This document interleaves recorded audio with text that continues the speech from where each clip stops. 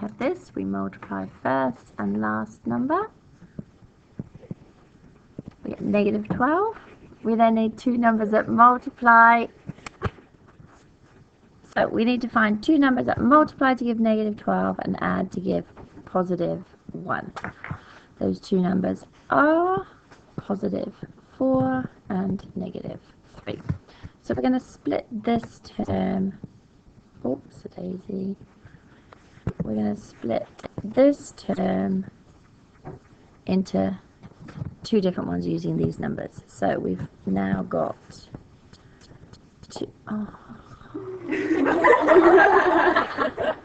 we've now got, oh no,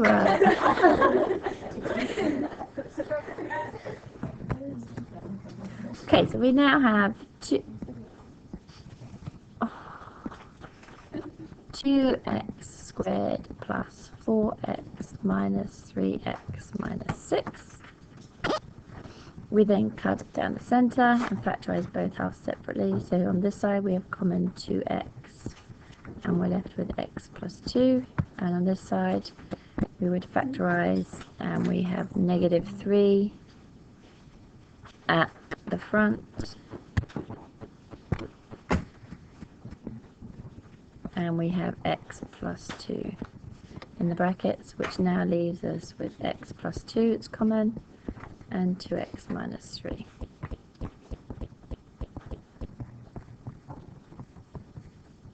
Okay, the next one, we need to solve this equation. We can see it's a quadratic, so to solve a quadratic we know it must equal 0. So rearranging this to equal 0, we have 2x squared plus x minus 6 equals 0. Now it's at this point that you should recognise that this was the same as our original question up here. We've already done the hard work in factorising, so we can see our two brackets are x plus 2 and 2x minus 3. If that's now equal to 0, it means that one of these brackets has got to equal 0, so either x plus 2 equals 0 or 2x minus 3 equals 0. If x plus 2 equals 0, then that means x is negative 2. And if 2x minus 3 is 0, it gives us x is positive 3 over 2. So my answers are negative 2 and 3 over 2, or 1.5. Okay, the next one. Diagram shows part of the graph. fx is ax squared plus bx minus 6. Find the values of a and b. Right, well we can see it's a quadratic, and we can see it crosses the x-axis in two places, at negative 1 and positive 3.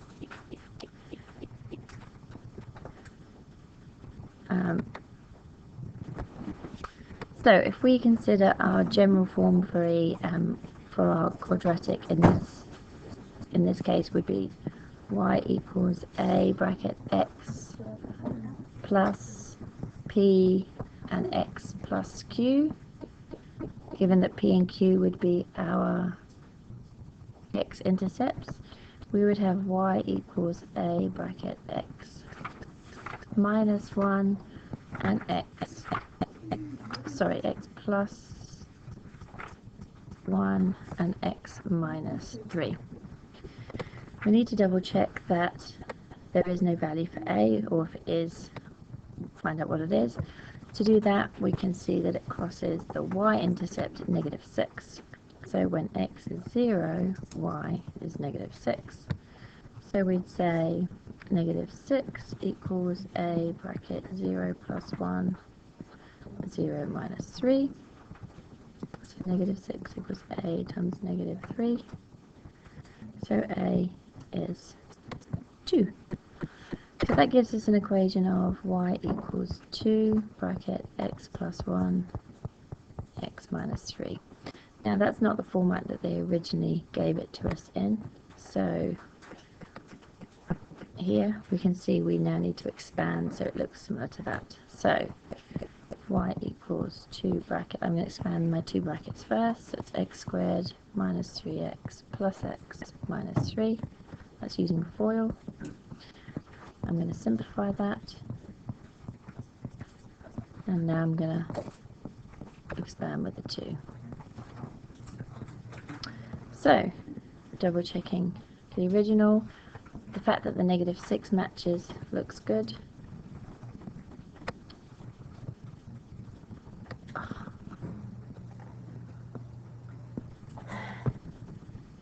And so that means that A is 2 and B is -4. Next one. So, if this is a translation of the graph y equals x squared, this graph normally would be going through 0, 0. This one goes through 3, so this would be y equals x squared plus 3. This one's moved to the right 3, and so this would be y equals x minus 3 all squared, because it's a horizontal movement, our number is in the bracket. And remember, it goes to the opposite value that we have here. Next one, show clearly that this is equal to that. So we focus on the left-hand side and we're just expanding. So we would have, it doesn't matter which order you expand it, just each term in this bracket has to be multiplied by both of these. So x cubed plus x squared. So I've done my x squared term. Then minus x squared minus x. I've done that one. And then plus x plus 1. Simplify terms now, so we've got only 1x cubed. X squared minus x squared means that that's disappeared. Negative x plus x also disappears, and we have plus 1. There we go, they must be equal to each other. Show that x squared minus x plus 1 has no solutions. So if we were to do this, it's on the non-cap paper. So if we were to use our quadratic formula, we would identify A as 1, B is -1, and C is 1. So we would use the formula minus B plus or minus the square root of B squared minus 4AC over 2A. So that's positive 1 because it's negative B, plus or minus the square root of -1 squared minus 4 times 1 times 1 over 2 lots of 1, which is 1 plus or minus the square root of 1 minus 4 is 1 plus or minus -3 over 2. And we all know that we cannot take the square root of a negative number, therefore no solutions. But you need to state that, because you cannot square root a negative number. You will write a lot neater than that. Next one, red pencils cost 12 cents each. What's the greatest number of red pencils you can buy for 360 cents? This is a common sense question, hopefully. So we would have 360 cents divided by 12 cents each gives us 30 pencils. Blue pencils cost X cents each. Write down in terms of X the greatest number of pencils you can buy for 360 cents. Well, it's going to be a similar process. It's going to be 360 divided by X. Yellow pencils cost X plus 8 cents. Write down in terms of X the greatest number you can buy for 360 cents. Oh, we see a common theme here. 360 over X plus 8. Okay, so the number of blue pencils is 16 more than the number of yellow pencils. So the number of blue pencils was 360 over X. And that's 16 more than the yellow. So if we add 16,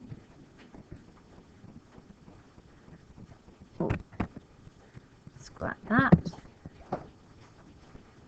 So that's equal to 360 over X plus 8, which is the yellow ones plus 16. So the blues is the yellows plus 16.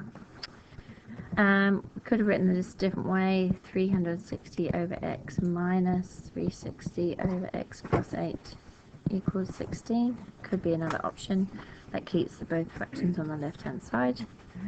Now we need to show that it simplifies to give that.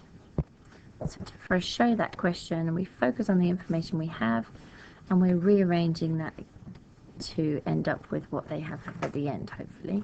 So we've got quadratic equations. We know when we're adding or subtracting quadratic equations, they have to have the same denominator. So this would become 360 bracket x plus 8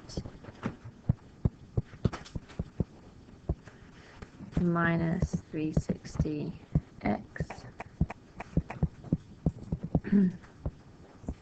still equals 16.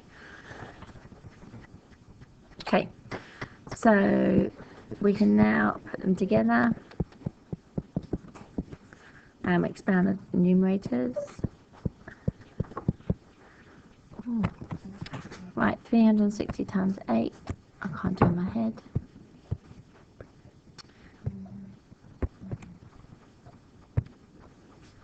Okay, so that's 2880 minus 360x.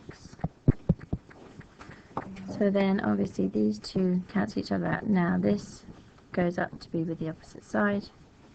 So we've got 2880 equals 16 times x squared plus 8x. Ooh. Ooh.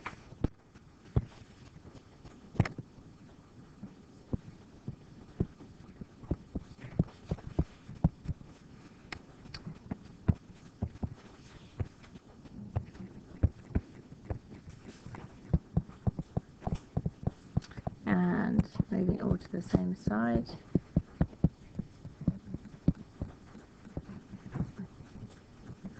Now at this point we double check what they had up here and we can see that they've just got x squared, so that indicates that we're going to be dividing all of these numbers by 16.